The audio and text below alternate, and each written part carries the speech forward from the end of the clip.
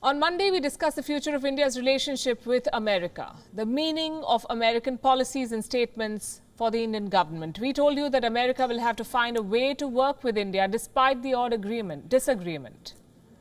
As we wrapped up our show, we got news that a phone call had taken place between New Delhi and Washington. Prime Minister Narendra Modi had a telephonic conversation with US President Joe Biden. Prime Minister Modi made the announcement on Twitter. He said that they discussed regional issues, shared priorities, cooperation on climate change, their commitment to a rules-based international order, and peace and security in the Indo-Pacific region. The White House and the Press Information Bureau of India have released their respective readouts on the phone call, details of what transpired during the conversation. Let's take it one at a time. One, the White House says that President Biden promised to work closely with India to win the fight against the Wuhan virus.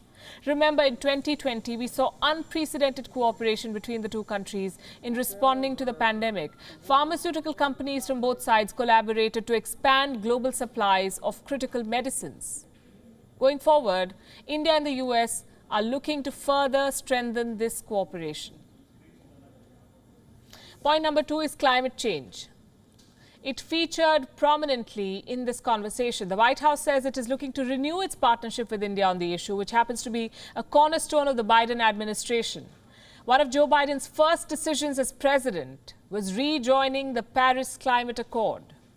He's even appointed a new climate envoy, John Kerry, the former US Secretary of State. In India, Prime Minister Modi has on several occasions highlighted the importance of mitigating climate change. The last instance being the Climate Adaptation Summit held by the Netherlands last month.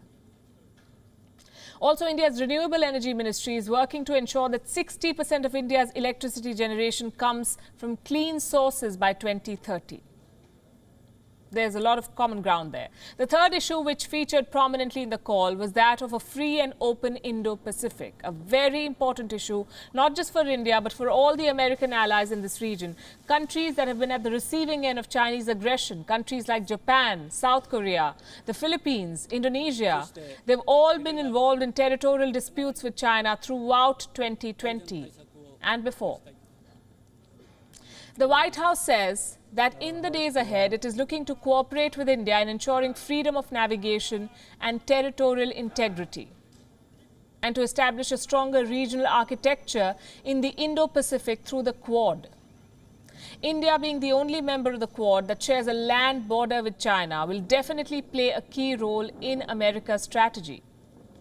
And the fourth issue that featured in the talks was terrorism. Again, very important. The White House says it will stand together with India against the scourge of global terrorism. Remember, in recent days, the US has built pressure on Pakistan to keep the killer of American journalist Daniel Pearl, Ahmad Omar Saeed Sheikh, behind bars.